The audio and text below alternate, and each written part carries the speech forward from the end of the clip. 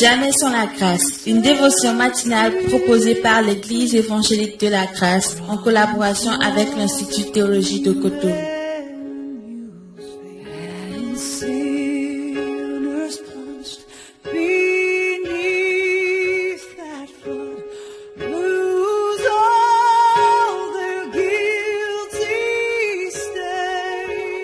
Chers amis auditeurs de l'émission Jamais sans la grâce, soyez les bienvenus et merci de nous permettre de pénétrer dans votre maison, sur votre téléphone, sur votre ordinateur, afin de vous aider à commencer avec le Seigneur cette journée.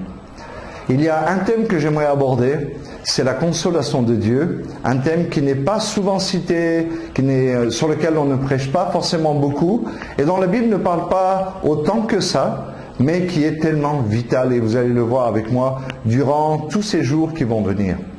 Mais d'abord, j'aimerais vous lire 1 Timothée 2, 4, parce que c'est un verset qui est hyper important et fondamental pour notre compréhension de la vie chrétienne.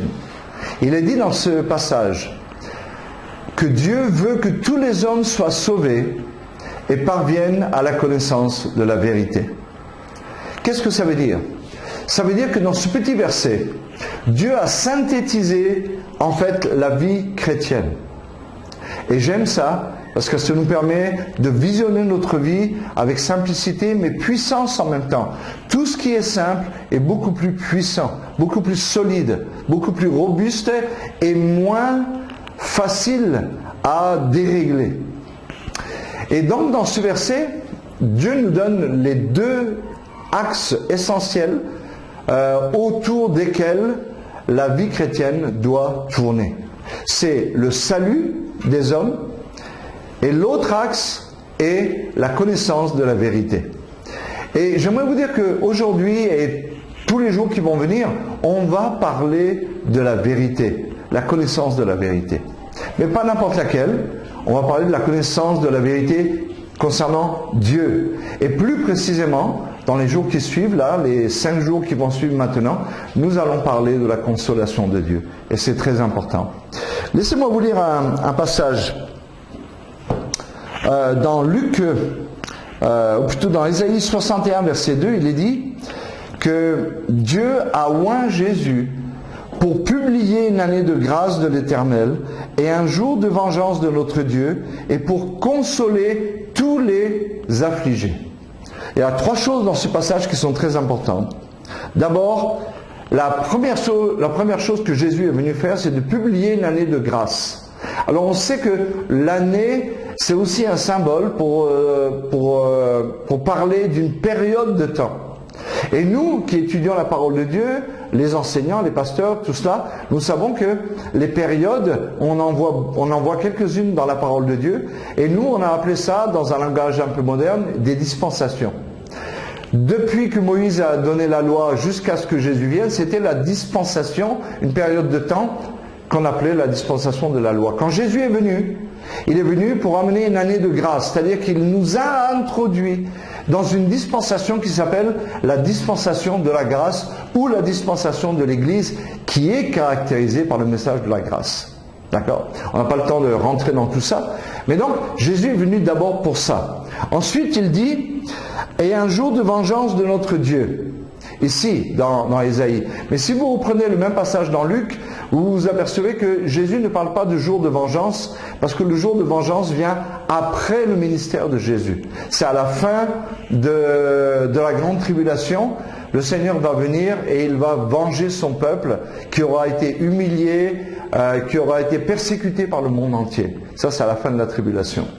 Mais la troisième chose, et c'est ça qui m'intéresse, il est dit pour consoler tous les affligés.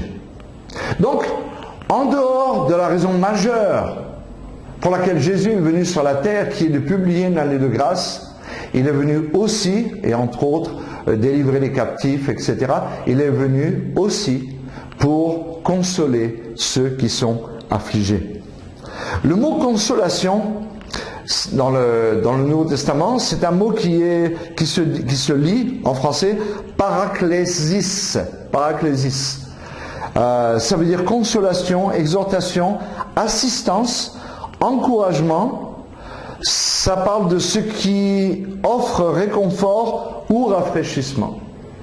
Et vous allez me dire, mais pasteur, pourquoi tout ça? Eh bien parce que il y a une chose que nous devons comprendre, c'est que lorsque nous échouons, nous n'avons pas simplement besoin de nous repentir et de nous relever, mais nous avons besoin d'être consolés.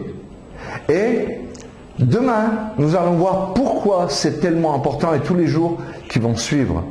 Donc aujourd'hui, rappelez-vous juste d'une chose. Si vous êtes abattu, si vous êtes fatigué, si vous êtes culpabilisé, malgré le fait que vous soyez repenti d'un péché ou d'un autre, sachez que Jésus est venu pour consoler ceux qui sont affligés, ceux qui sont malheureux et dont la vie a rendu la vie difficile. Dieu est avec vous, comptez sur lui aujourd'hui, comptez sur sa consolation et vous allez voir tout le long des jours qui suivent, nous allons élever la consolation de Dieu et vous verrez combien c'est important. Que Dieu vous bénisse et bonne journée. C'est tout le temps que nous avons. Si vous avez aimé cette dévotion, parlez-en à vos amis. Parlez-leur du message de la grâce et de ce qu'il fait dans vos vies. Pour un sujet de prière, une question ou plus d'informations, contactez-nous. Téléphone 64 88 35 87 ou 96 42 69 05 ou par WhatsApp au 94 75 80 20.